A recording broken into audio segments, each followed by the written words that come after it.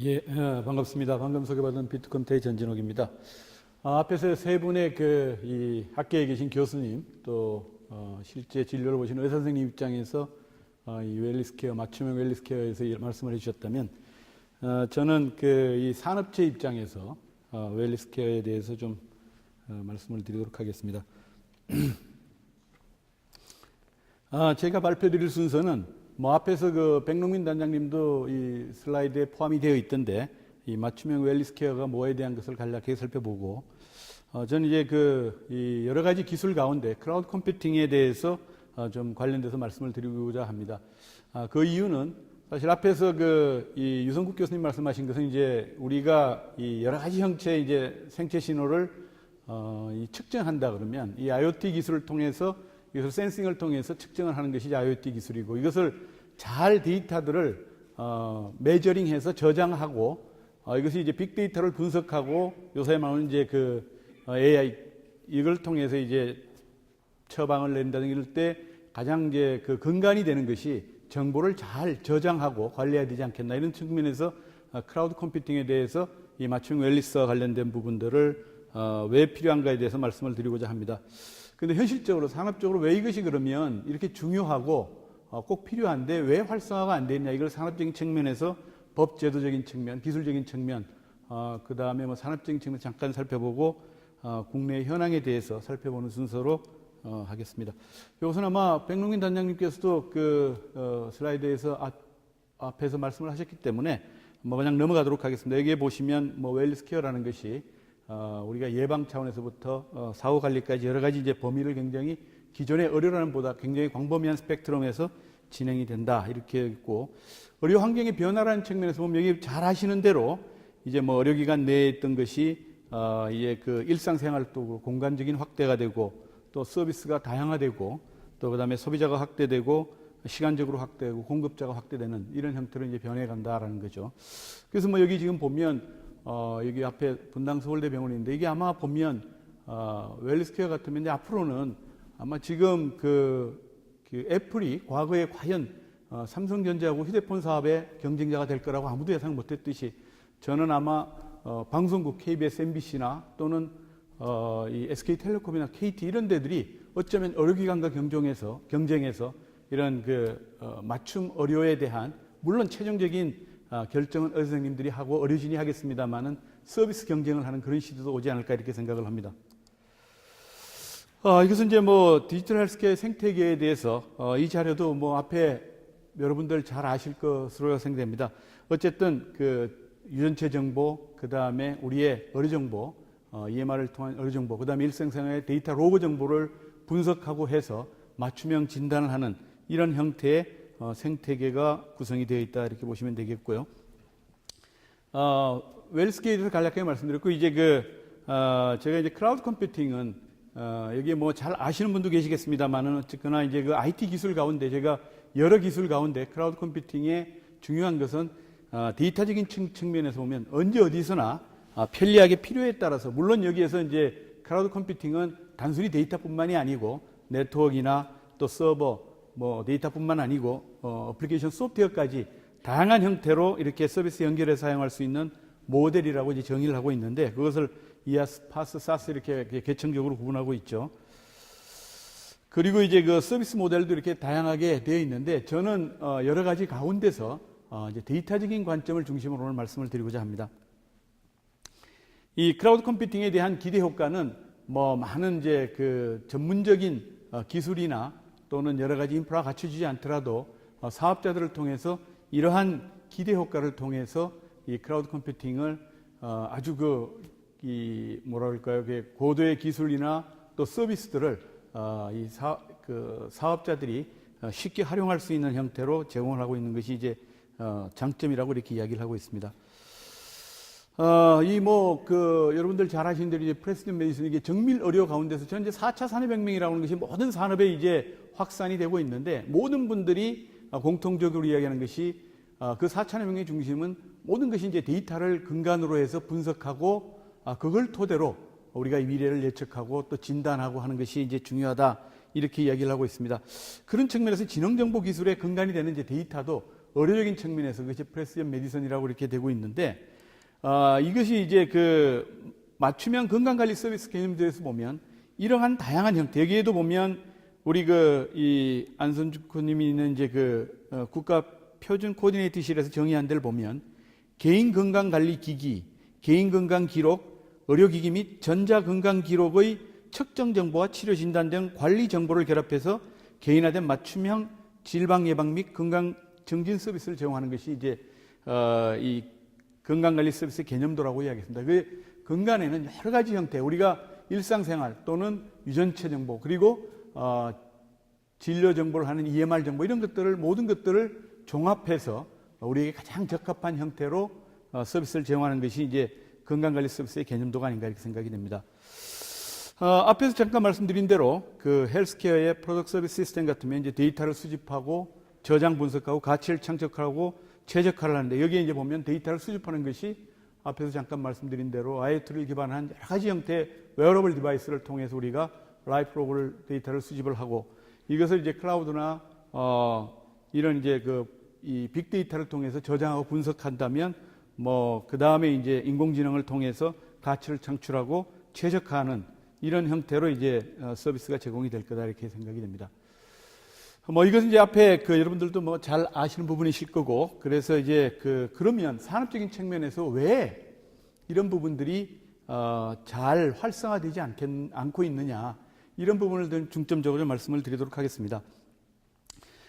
첫 번째가 이제 아무래도 이제 법 제도적인 부분이 되겠죠. 여기에 보면 네 가지 측면인데, 이제 개인의 사생활 보호, 우리나라는 사실 개인의 사생활에 대한 보호가 굉장히 강하고, 또 민감 데이터에 대한 정보 보안, 이런 이슈들이 있고, 또 이 굉장히 복잡하고 차별화되어 있는 이제 의료 프로세스도 큰 장애 요인이 아닌가 생각을 합니다. 법 제도적인 요소, 이런 부분들이 이제 현재 이제 장애 요인인데, 그걸 좀 구체적으로 살펴보면 잘 아시는 대로 이제 요건 이제 바뀐 부분, 지금 이제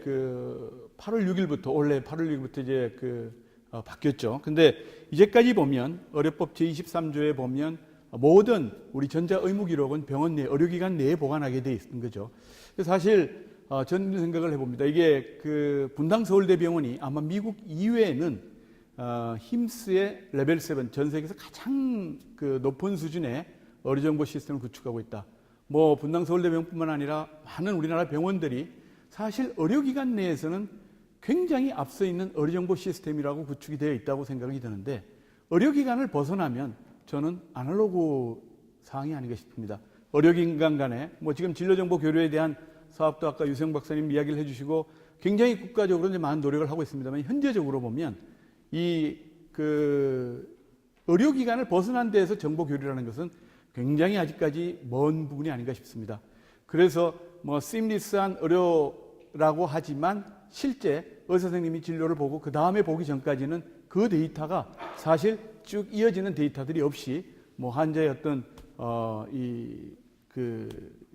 문진을 통해서만 측정이 될 수 있고, 이런 형태로 이제 되는 것인데, 어쨌거나 전자 의무 기록 같은 경우는 의료기관 내 보관에 있었고, 또 하나 이제 중요한 부분 중에 하나가 이제 기록 열람에 대한 부분입니다. 여기도 보시면 이건 역시 뒤에 좀 말씀을 드리고자 하는데, 어쨌거나 이게 보면 기록 열람하는 것은, 여기에 보면 밑에 보시면 환자의 배우자 직계 존속, 비속 또는 배우자의 직계 존속이 환자 본인의 동의서와 친족 관계임을 나타내는 증명성을 첨부하는 등 보건복지위원회가 정하는 요건을 갖춰 요청한 경우에 기록을 열람할 수 있습니다. 그건 뒤에 이제 말씀을 드리겠습니다. 그런데 어쨌거나 이제 정부에서도 굉장히 의료에 대한 부분을 선진화하기 위한 노력들을 많이 했고, 실질적으로 이런 시행규칙을 개정을 통해서 8월 6일부터는 전자의무 기록의 외부 기관에 대한 현실화와 선택권을 부여하였습니다. 다시 말해서 이게 뭐냐면, 의료기관 내에 보관할 수도 있고 외부 기관에 보관할 수 있는 선택권을 부여했고, 또 외부 기관에 보관할 경우에는 안전한 관리 보존 의무를 강화해서 이런 규칙을 준수할 경우에는 외부에 보관할 수 있도록 그렇게 법 개정이 이루어졌다라고 보시면 되겠고요. 또 하나 중요한 것은 이제 사실 외부에 보관을 한 것은 굉장히 중요합니다만은, 저희가 계속 주장했던 것이 보관 그 자체만은 그건 굉장히 큰 발걸음을 내디디긴 했습니다만은, 더 중요한 요소는 이것이 보관만 하지 활용을 할 수 없다면 아무런 의미가 없지 않겠느냐 이렇게 이제 생각을 하는 거죠. 그것이 앞에 보면 했던 내용 가운데 환자 본인이나 보호자의 동의서에 의해서만 열람할 수 있고, 다시 말해서 유무선을 통해서 이 진료 기록을 볼 수가 없었던 거죠. 그래서 이것이 이제 보건복지부에서는 의료법 시행규칙 개정 요구를 저희가 통해서 했고, 지난 9월 달에 시행규칙 개정 및 해당 업무 가이드라인을 마련했습니다. 여기서 뭐냐면 클라우드 외의 보관 의무 기록 열람 허용 범위 확대해서 이것이 유무선 통신 방식으로 열람을 허용하는 것으로 이렇게 가이드라인을 만들고, 또 클라우드 보관 의무 기록의 제3자 온라인 열람을 허용하도록, 아직 이것이 이제 개정 요구를 한 것은 아니고 수용을 해서 이것이 이제 진행이 되고 있다라고 보시면 될 것 같습니다. 그리고 이게 이제 또 이 부총리께서 이제 5월 18일에 또 중요한 법 가운데 하나가 개인정보보호법에 관련된 부분입니다. 이 데이터 수집 규제 개선에 관한 데서는 개인정보에 대해서 명확한 범위에 대한 부분을 개선을 해야 되겠다라는 것 하나고, 지금까지 이제 우리가 옵트인 방식, 다시 말해서 내가 동의를 해야만이 기록들을 볼 수 있는데, 이것이 이제 옵트아웃으로, 다시 말해서 내가 반대하지 않으면, 이것은 내가 보지 말아라고 전제하지 않으면 볼 수 있도록 해주는 형태로 옵트아웃으로 패러다임을 이제 전환하는 것을 고려하고 있고, 또 목적별로 명시적 동의에서 묵시적 동의 후 상호 통지하는 형태, 또 이게 보면 개인에 대한 이슈가 굉장히 많은 것이 이제 개인을 식별할 수 있느냐, 이제 이것을 가지고 여러 가지 논란이 많이 되고 있는데, 이러한 부분에 대해서 비식별화의 개념을 좀 명확히 해서 이런 경우에는 비식별화된다면, 개인이 식별화되지 않으면 이것을 이제 정보를 좀 활용할 수 있도록 하자라는 이런 측면에서 개인정보보호법에 대한 개선을 진행을 하고 있다라고 보시면 될 것 같습니다. 이제 법제도에서 사실 이제까지 활성화되지 못한 여러 가지 요인들을 굉장히 많은 노력들, 또 건의를 통해서 개선하고 있는 노력들이 이루어지고 있고, 이런 부분들은 많은 부분들을 개선되지 않겠나 이런 생각이 듭니다. 또 하나 이제 산업적인 측면에서 우리가 봐야 될 부분이, 어떤 분들이 있는 이야기를 하는데, 우리나라가 전 세계에서 의료비 대비 가장 질 좋은 의료 서비스를 받는 나라다 이렇게 이야기를 하는데, 이것을 이제 의료기관에 이제 보면, 구성을 보면 여기에 91%라고 하는 것이 공공기관 의료기관입니다. 영국 같은 경우는 약간 이제 분류를 해본다면 사회주의 형태에 대해서 모든 의료진들이 이제 국가의 공무원으로 되어 있어서 국가에서 의료 시스템을 전부 다 통제하고 이렇게 되어 있는 거죠. 근데 한국은 11%가 이제 공공기관이고 나머지 89%는 민간 사병원입니다. 그리고 미국의 경우를 보면 18%가 공공기관이고 82%가 사병원. 미국 같은 경우는 극단적으로 이 완전히 자본주의적인 이런 형태의 이제, 미국 같은 경우는 너무 의료비가 비싸다 뭐 이런 이야기도 하는 거죠. 그리고 그런 이야기 하는데, 영국 같은 경우는 아주 뛰어난 의료진들은 이 사회주의 형태의 의료 제도이다 보니까 미국으로 가서 돈 버는 뛰어난 의사들은 다 미국 가서 돈 번다 이런 이야기도 하는데, 우리나라는 재미있는 것이 이것이 89%가 사병원인데도 불구하고 모든 의료비의 통제는 수가를 통해서 통제를 받는 겁니다. 그러니까 시스템적으로 보면 우리가 이 영국의 완전히 사회주의 국가고 미국의 자본주의적인 이런 시스템 가운데 공공의료기관이 11%밖에 안 되는데 89%가 사병원인데 모든 것들이 정부의 수가에서 통제받다 보니까 사실 의료기관에서 어떤 투자를 한다든가 새로운 기술이나 도입을 하더라도 실질적으로 투자력이 굉장히 부족하다. 그리고 또 국민들 인식 자체도 모든 부분들, 이제까지 우리나라에서 많은 사업들 가운데, 시범 사업들 가운데 시범 사업 때는 잘 운용이 되다가 실제 본인이 돈을 지불하고자 했었을 때 이걸 willing to pay 하지 않는 것이 항상 걸림돌이었습니다. 그것 속에는 국민들이 내가 내는 의료비에 대한 지불을 국가에서 해줄 거라는 기대, 이런 부분 때문에 이것이 산업적으로 뿌리를 내는 것이 굉장히 어려운 그러한 구조적인 문제가 있지 않나 이렇게 생각이 됩니다. 또 하나 이제 볼 수 있는 부분, 이제 기술적인 부분에도 우리가 이제 이 프레스틴 메디슨이나 이런 쪽을 가기 위해서 이게 이제 조금 시간 한 2, 3년 됐습니다만은 이 빅데이터의 기술력인 측면에서 본다면 국내 기술 수준이 이게 그 보건의료 빅데이터 산업 전망과 경쟁력 강화 방향안이라는 이런 데서 그 보면 거의 미국의 100점이라고 비교해 봤을 때 우리나라가 68.2 정도의 기술 수준이고 활용 수준의 입장에서도 보면 한 61.5 수준밖에 안 된다. 이 측면에서 본다면 우리가 기술적인 측면에서도 활용이나 기술 수준에 있어서도 아직은 좀 뒤져 있는 것이 제대로 지금 우리가 웰리스케어 이쪽에 좀 산업적으로 활성화되지 못한 원인이 되지 않나 이렇게 생각이 됩니다. 국내에서 이런 많은 노력에도 불구하고 이번에 나온 2016년 BSA 글로벌 클라우드 컴퓨팅 스코어 카드에 보면 우리나라가 24개국 가운데 오히려 클라우드 컴퓨팅 관련되어 있는 부분들이 8위에서 12위로 오히려 퇴보했습니다. 이런 이제 기준은 여기에 이제 여러 가지 기준을 가지고 했는데 어쨌거나 제가 앞에서 나왔던 여러 가지 그 장애 요인들이 여기에 기인하지 않나 이렇게 생각이 됩니다. 이에 반해서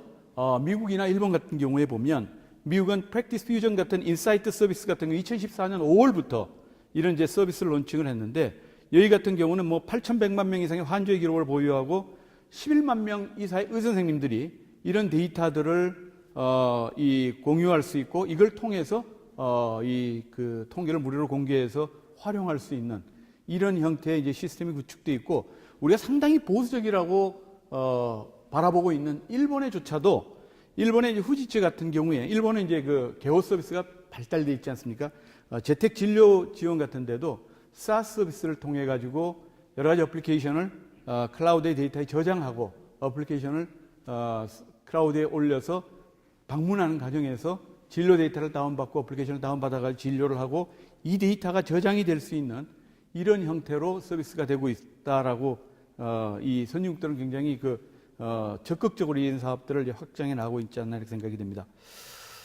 사실 지금 보면 지금 맞춤형 웰리스케어도 앞으로 우리가 그 정부에서도 굉장히 큰 의지를 가지고 새로운 신산업의 이제 전략적인 육성하는 분야 중에 하나라고 이렇게 되는데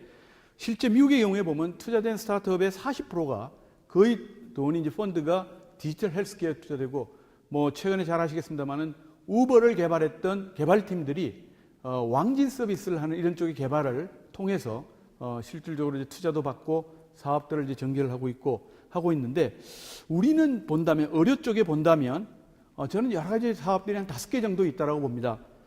디바이스 시장 뭐 보면 웨어러블 디바이스 같은 것들이 있을 수 있고요. 우리가 지금까지 신경 쓰고 있는 건 앞에 2가지밖에 아닌 것 같습니다.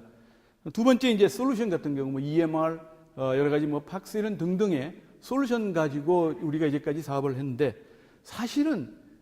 뒤에 세계가 엄청난 더 큰 시장이 있다라고 생각합니다. 컨텐츠 같은 경우 이런 경우는 우리가 데이터를 장악하면 이게 사실 솔루션 같은 경우는 진입 장벽이 새로운 기술을 가지고 개발을 하면 언제든지 이제 대체될 수 있지만 이 콘텐츠라는 데이터라는 것은 축적되는 것이 계속 쌓여지기 때문에 이것은 좀처럼 후발주자들이 진입하기 굉장히 어려운 그런 시장이고 전 세계적으로 보더라도 의료 데이터를 가지고 전 세계 뭐 프랑스 같은 세이딘 같은 회사는 4빌리언 뭐 한 4조 정도 이상의 매출을 전 세계에서 이룬 그런 회사도 있고요. 또 서비스 같은 굉장히 다양한 의료 서비스들이 있을 수 있습니다. 지금 우리나라에서 하지 못하는 뭐 제가 아까 말씀드렸을 때 의료기관 내에서는 디지털화가 굉장히 발달되어 있지만 의료기관만 벗어나면 아날로그라고 했는데 사실 우리 진료정보 교류, 전자처방전 뭐 이런 것들 서비스를 하려고 하다가 벽에 막힌 것들이 너무나 많습니다. 법 제도적인 것 때문에. 이런 다양한 형태의 서비스들이 기회가 있고 이게 이제 잘못 쓰여졌는데 마지막에 플랫폼 같은 경우 앞에서 이야기를 드렸습니다만은 뭐 구글 피트나 뭐 헬스킷, 삼성의 싸미 같은 이 플랫폼 시장을 가진 사람들이 결국 이 플랫폼을 만들어지면 그 위에 또 자기들이 헤게모니를 쥐고 헬스케어 시장을 선도해 나갈 수 있는 이런 시장이 굉장히 기회가 많이 있지 않을까 이렇게 생각이 됩니다. 어쨌거나 산업적인 측면에서 이 웰리스케어의 뭐 전지 클라우드로 했는데 전체적인 미래 시장이 굉장히 기회가 많은 부분인데 우리가 좀 안타까운 현실이어서 제 발표를 마치도록 하겠습니다. 고맙습니다.